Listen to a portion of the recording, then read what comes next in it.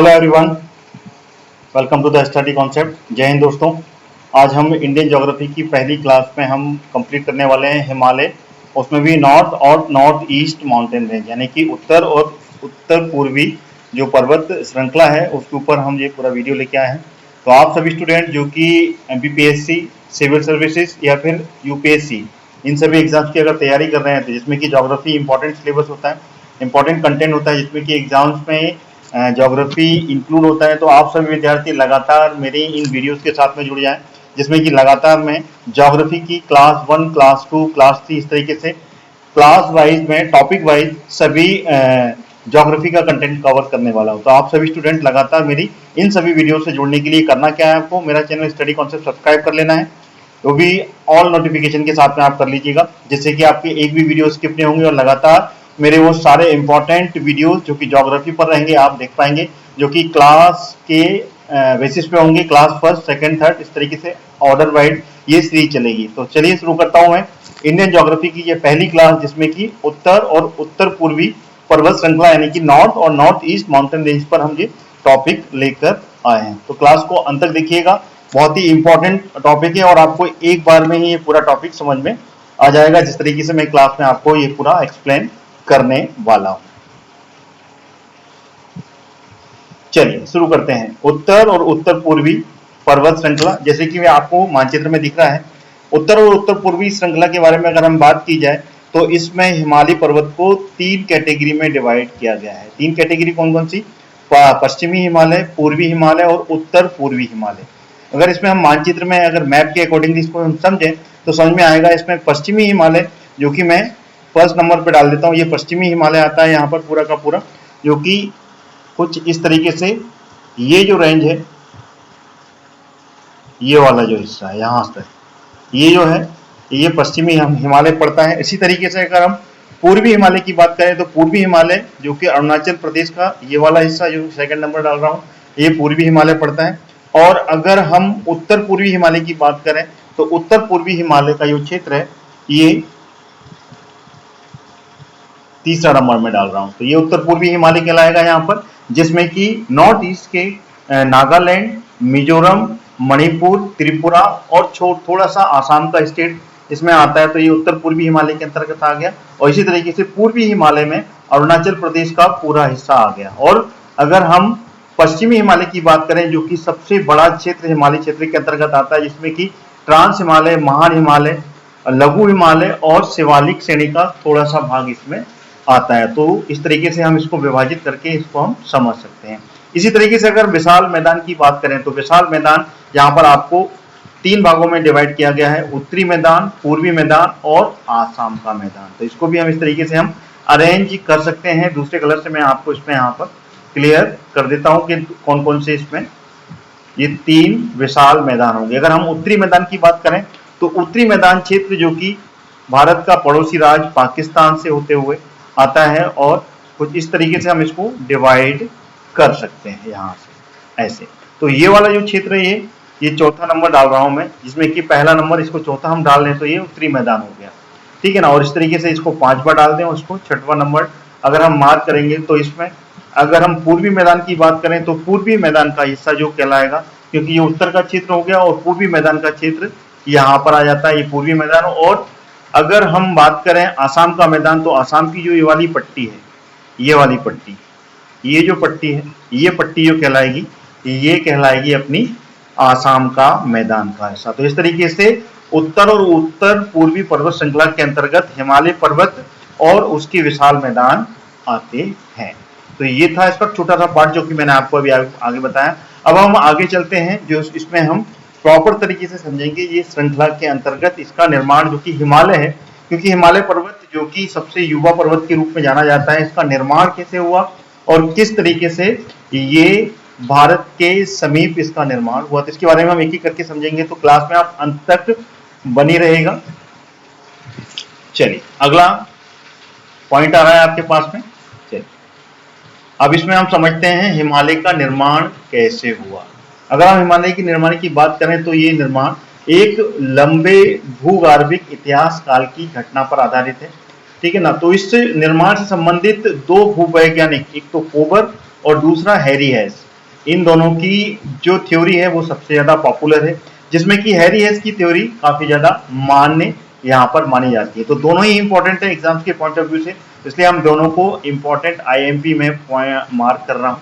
इसको आप याद कर लीजिएगा, कोबर की थ्योरी और हैरी हेस की theory both are very important for the examination. तो इन दोनों की जो सिद्धांत है, जिसमें कि कोबर का भूसन्नति सिद्धांत, भूसन्नति यानी कि जो इसको इंग्लिश में बोलते हैं जियो साइक्लाइन थ्योरी के नाम से जाना जाता है, तो जो कोबर का है। इसी तरीके से हैरी हेस का जो है वो प्लेट का विवर्तनिक सिद्धांत, जिसको बोलते हैं थ्योरी ऑफ प्लेट टेक्टोनिक्स के नाम से जानते हैं। ये दोनों थ्योरी जो कि हिमालय के निर्माण के लिए मानी जाती है और ये प्रचलित है, इसके बारे में हम एक एक करके पॉइंट टू पॉइंट समझेंगे। लेकिन इससे पहले हमें समझना है कि हिमालय के निर्माण की जो घटना है वो कैसे घटी। चलिए हम उसके ऊपर चलते हैं, उसके बाद में हम वापस इस पर लौटेंगे। अगर हम इसके बारे में बात करें तो थोड़ा सा इस मैप में हम समझ सकते हैं। जैसे कि हम यहाँ पर मैप में आपको दिख रहा होगा पेंजिया, ये पेंजिया लिखा हुआ है यहाँ पर, और उसके आजू बाजू में जो ये क्षेत्र दिख रहा है ये पूरा का पूरा पानी से घिरा हुआ क्षेत्र है। अगर हम पृथ्वी के निर्माण काल की बात करें तो पृथ्वी के निर्माण के काल में ये जो क्षेत्र है जो कि ग्रीन कलर का है, इसको पैंथालासा, यानी कि पृथ्वी जब एक आग का गोला थी, धीमे धीमे करके ये समय अंतराल के अनुसार ये धीमे धीमे ठंडी हुई। ठंडी होने के बाद में लगभग प्रीमेनियन यानी कि 242 मिलियन साल पहले पृथ्वी पर एक ही भूभाग था जिसको कि पेंजिया कहा गया, ठीक है ना, ये पेंजिया था। और दूसरा जो हिस्सा था वो पूरा पानी में डूबा हुआ था, जिसको कि पैंथालासा क्या कहा जाता था, पैंथालासा कहा जाता था। तो ये पैंथालासा हिस्सा था जो कि ब्लू कलर का आपको दिख रहा है, जो कि पूरा समुद्र था, और एक ही हिस्सा था जो कि पेंजिया कहलाया। फिर उसके बाद में टर्सरिक युग में, जब टर्सरिक लगभग 200 मिलियन वर्ष पहले ये जो पेंजिया है ये दो भागों में विभाजित हो गया। दो भागों में, यानी कि एक लार्सिया और दूसरा गोंडवाना, यानी कि लार्सिया क्षेत्र जो कि उत्तरी गोलार्ध क्षेत्र कहलाया और गोंडवाना जो कि दक्षिणी गोलार्ध क्षेत्र कहलाया, ये गोंडवाना लैंड कहलाया, और ऊपर वाला लार्सिया। फिर उसके बाद में अगर बात करें जुरासिक युग की, तो जुरासिक युग लगभग 150 साल पहले की बात है। 150 यानी कि 150 मिलियन ईयर्स अगो, 150 मिलियन साल पहले की बात है। तो उस समय इसमें जो भूगोलिक मतलब आंतरिक भूभाग में जो हलचल हुई, उस हलचल से ये सभी इससे धीमे धीमे कर टुकड़ों में विभाजित हुए, और जो भारतीय प्लेट है, ये मैं मार्क कर रहा हूं आपको, ये भारतीय प्लेट धीमे धीमे करके उत्तर की तरफ में, ठीक है ना, उत्तर की तरफ में जो लार्सिया है, लार्सिया क्षेत्र जो कि ये कहलाया, इसकी तरफ में आकर्षित हुई, यानी कि जो इसका मैग्नेटिज्म है वो उत्तर की तरफ में आगे बढ़ा। तो उत्तर की तरफ में आगे बढ़ते हुए लगभग, ठीक है ना, क्रेटेशियस कल्प की बात है, क्रेटेशियस कल्प में ये धीमे धीमे करके आगे बढ़ा, और आगे बढ़ते हुए ये बाद में जो कि वर्तमान में आपको पोजीशन दिखती है वो है ये पोजीशन, जो कि करंट की सिचुएशन है, जिसमें कि आपको यहाँ पर देखने को मिल रही है कि करंट की सिचुएशन में ये कॉन्टिनेंट में डिवाइड हो गया, जिसमें कि एशिया महाद्वीप, उसके बाद में इधर north America, south America, Africa, Antarctica जो कि दक्षिणी गोलार्ध में स्थित है, और ऑस्ट्रेलिया का निर्माण हुआ। तो इस तरीके से ये 3-4 भागों में इसका डिवीजन हुआ। सबसे पहले प्रीमिनियन कल्प की समय की बात है, उसके बाद में इसको बोलते हैं आधे कल्प। क्या बोलते हैं इसको? आधे कल्प की बारे में हिंदी में बोला जाता है। उसके बाद में टर्सरिक कल्प, टर्सरिक के बाद में जुरासिक, फिर उसके बाद में क्रेटेशियस कल्प जो कि 65 मिलियन वर्ष पहले की बात है। उसके बाद में वर्तमान की जो पोजीशन है वो इस तरीके से बनी। तो इसमें जो एशिया है जो कि लार्सिया कहलाया, यहाँ पर ये लार्सिया कहलाया, इसकी तरफ में ये आकर्षित हुआ, और यहाँ पर भारत का जो प्रायद्वीपीय क्षेत्र है ये वाला, ये आगे बढ़ते हुए एशिया से जाकर टकराया, जो कि लार्सिया था पहले, यहाँ पर ये जो था लार्सिया था, इससे टकराया। तो इसके बीच का जो क्षेत्र था ये क्या कहलाया? ये था 33 सागर। क्या था ये? 33 सागर था। तो 33 सागर को ही यहाँ पर ये मैंने यहाँ पर आपको दिख रहा होगा, आपको लगभग 7 करोड़ वर्ष पहले हिमालय के स्थान पर यहाँ पर क्या था? 33 सागर था। तो 33 सागर को ही क्या कहा जाता है? 33 भूसंहति, यानी कि 33 सागर में ही भू का उद्गार हुआ, और भू जो कि प्रायद्वीपीय क्षेत्र जो कि गोंडवाना क्षेत्र था, भारतीय प्लेट, ये आके टकराई, और उसको 33 सागर का से ही भारत का जन्म हुआ, यानी कि भारत का जो की प्लेट है वो टकराकर यहाँ पर भारत का निर्माण हुआ। तो उसी को 33 सागर या फिर 33 भू संहति के नाम से जाना जाता है। अब चलते हैं अपन कोबर के सिद्धांत, जो कि मैं इससे पहले आपको इसके बारे में क्लियर कर चुका हूं। तो यहाँ पर अपन सबसे पहले लेते हैं कोबर की थ्योरी। तो कोबर की थ्योरी के बारे में अगर देखा जाए तो कोबर की थ्योरी जो सिद्धांत है वो 7 करोड़ वर्ष पहले कोबर ने जो बताया है, 7 करोड़ वर्ष पहले हिमालय के स्थान पर क्या था, 33 सागर था। जैसे कि आप यहाँ पर इमेज में देख सकते हैं, यहाँ पर मैं इसको थोड़ा सा इरेज कर लेता हूं, उसके बाद में इसमें आसानी से मैं आपको समझा पाऊंगा। अगर हम बात करें यहाँ पर 33 सागर की, तो ये है 33 सागर, ठीक है। तो 33 सागर क्या, लगभग 7 करोड़ वर्ष पहले, यानी कि लगभग जब टर्सरिक युग था, टर्सरिक युग से पहले की बात है, यानी कि प्रीमिलियन के समय में यहाँ पर जो ये क्या था, यहाँ पर 33 सागर था, जब यहाँ पर लार्सिया और गोंडवाना लैंड का निर्माण हो गया था। यानी कि जो पेंजिया है, पेंजिया 2 भागों में जब विभाजित हो गया, पहला भाग जो कि ऊपर का उत्तरी गोलार्ध का लार्सिया कहलाया और जो दक्षिणी भाग है वो गोंडवाना लैंड कहलाया। तो गोंडवाना लैंड और लार्सिया 2 भागों में विभाजित था, उसके बीच का जो क्षेत्र था जो कि यहाँ पर 33 सागर था। तो 7 करोड़ वर्ष पहले हिमालय के स्थान पर क्या था, जो कि आज के वर्तमान के समय में यहाँ पे हिमालय है, उसके नीचे में, उसके भूगर्भ में वहां पर अभी भी 33 सागर है, ठीक है। तो इस तरीके से अपन समझ सकते हैं इसको। तो 33 सागर के उत्तर में, अगर 33 सागर के उत्तर की बात करें, उत्तर में अंगारा लैंड और दक्षिण में गोंडवाना लैंड। अगर हम उत्तर की बात करें तो इसको लार्सिया को अंगारा लैंड के नाम से जानते हैं, ठीक है ना। ये क्या है, ये अंगारा लैंड बोलते हैं इसको, और नीचे वाला जो क्षेत्र है वो गोंडवाना लैंड कहलाया, अंगारा लैंड यानी कि लार्सिया, ठीक है ना। तो लार्सिया और उत्तर में क्या था, यहाँ पे अंगारा लैंड था और दक्षिण में गोंडवाना लैंड स्थित था। तो गोंडवाना लैंड की जो टेक्टोनिक प्लेट है, टेक्टोनिक प्लेट से भारतीय प्लेट आगे की तरफ में, उत्तर की तरफ में यहाँ से आगे बढ़ी। तो जहां पर ये 33 सागर था, वहां पर जाकर ये भूगर्भिक घटना घटती है और उससे यहाँ पर जो 33 सागर है, ठीक है ना, वहां पर हिमालय का निर्माण होता है। जब ये प्रायद्वीपीय गोंडवाना यानी कि भारतीय प्लेट जब लार्सिया से यहाँ पर आकर ये टकराती है, टकराने के बाद में यहाँ पर ये हिमालय का निर्माण होता है। तो इसकी जो हिमालय के निर्माण की जो परिकल्पना है, यानी कि किस तरीके से हिमालय का निर्माण हुआ, उसके बारे में यहाँ पर लिखा हुआ है। दोनों भूभाग के अवसाद क्रमशः अवतलन होने पर, ध्यान रखिएगा कोबर का सिद्धांत है ये, कोबर के अनुसार मैं आपको बता रहा हूं, यहाँ पर दोनों भूभाग के अवसादों में अवतलन होने पर भूमि के दबाव में भू संचलन उत्पन्न हुआ। यानी कि यहाँ पर जो लार्सिया है, लार्सिया में जो यहाँ पर पहले से ही प्राचीन काल में जो नदियां थी, तो नदियों के निक्षेप से जो बहकर जो अवसाद नीचे 33 सागर में यहाँ पर जमा हुए, ठीक है ना। 33 सागर में एक बार फिर से मैं आपको यहाँ पर क्लियर समझा दूं, जिससे कि आपको क्लियर हो जाएगा। इसी मैप पे यहाँ पर मैं आपको क्लियर करूंगा, ठीक है। तो इसको आपको यहाँ पर 1 मिनट रुकिएगा, दूसरे कलर में यहाँ पर क्या जमा हुआ, अवसाद जमा हुए। इसी तरीके से जब यहाँ से भारतीय प्लेट, ये जो भारतीय प्लेट दिख रही है, इसको मैं दूसरे कलर से ले लेता हूँ, ठीक है। ये जो भारतीय प्लेट है, ये भारतीय प्लेट जब ऊपर की तरफ में बढ़ी, तो ये भारतीय प्लेट में भी प्राचीन काल में जब भारतीय प्लेट आगे खिसक रही थी, तो इसमें भी उस समय की कुछ नदियां इसके साथ में बह रही थी। तो जो नदियां बही, उसका जो अवसाद था आगे बढ़ते हुए, तो वो अवसाद इकट्ठा हुआ। तो अवसाद जब नीचे समुद्र में 33 सागर में जमा हुआ, तो धीमे धीमे करके जब एकदम से करीब आए, ठीक है ना, जो कि लार्सिया प्लेट के समय में लार्सिया जो क्षेत्र है उससे जब भारतीय प्लेट टकराई, तो इसका जो अवसाद था, जो कि भारतीय प्लेट का अवसाद था, और जो लार्सिया के नदियों से जो अवसाद नीचे 33 सागर में जमा हो गया था, वो दोनों भू संचलन के दबाव से क्या यहाँ पर दबाव उत्पन्न हुआ, जिससे कि यहाँ पर कुनलून और काराकोरम श्रेणी का निर्माण हुआ। कुनलून और काराकोरम श्रेणी, अगर हम इसके बारे में बात करें तो यहाँ पर आपको क्लियर होगा।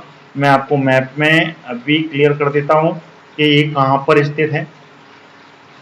ये जो क्षेत्र है, इस क्षेत्र का जो ऊपर वाला जो क्षेत्र है, ये वाला, तो ये जो क्षेत्र है, ये काराकोरम कहलाता है, काराकोरम। और काराकोरम के ऊपर में यहाँ पर कुनलून। तो कोबर के अनुसार क्या है, यहाँ पर कोबर की थ्योरी के अनुसार अगर हम देखा जाए, तो कोबर की थ्योरी क्या कहती है, यहाँ पर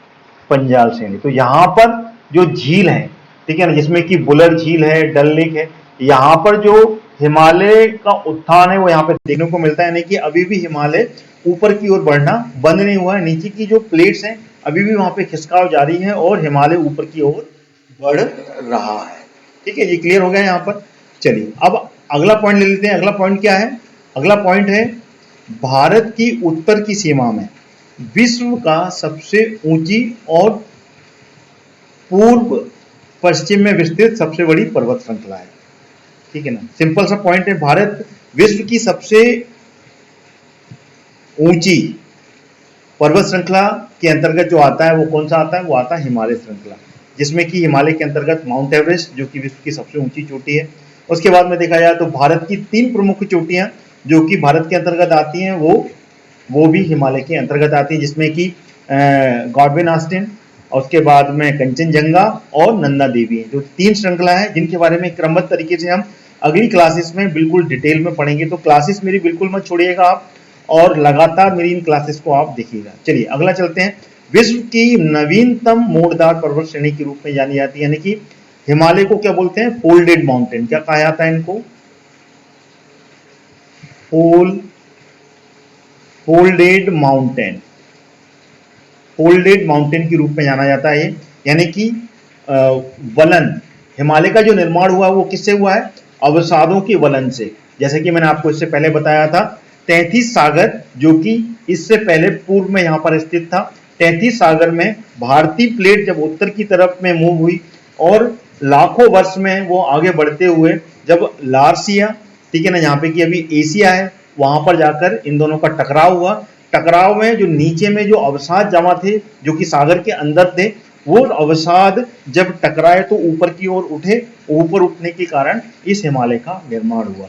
तो उसमें जो अवसाद है वो अवसाद में वलन पड़ा, यानी कि जब उसमें टकराव हुआ तो वो उसमें वलित यानी कि मोड़ पड़े, मोड़ पड़ने से उसमें ऊपर की ओर उठाव हुआ।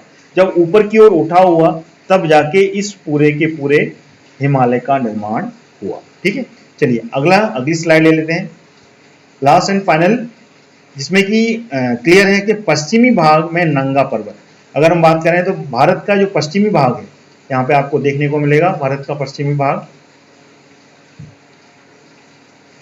ये है भारत का पश्चिमी भाग यहाँ पर। ठीक है ना, भारत के पश्चिमी भाग में यहाँ पर नंगा पर्वत और पूर्वी भाग में मिसमी पहाड़ी या फिर नामचा बरवा 2 तीखे अंशीय मोड़ मिलते हैं। यहाँ पर एक अंश मोड़ यहाँ पे आपको दिखेगा जो भारत की का आखिरी छोर है जम्मू कश्मीर में। यहाँ पे कि यहाँ क्या है? यहाँ पर नंगा पर्वत है। यहाँ पर ये नंगा पर्वत, अगर हम इसको पिछले वाले मैप में मैं अच्छे से समझा पाऊँ तभी आप समझ में आएगा। चलिए इसमें मैं आपको समझा दूंगा। इस मानचित्र में देखिए, ये जो है यहाँ पर ये जो क्षेत्र है ये है नंगा पर्वत,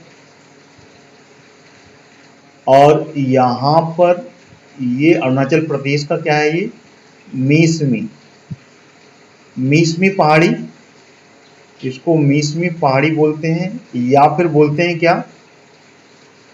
नामचा बरवा पर्वत।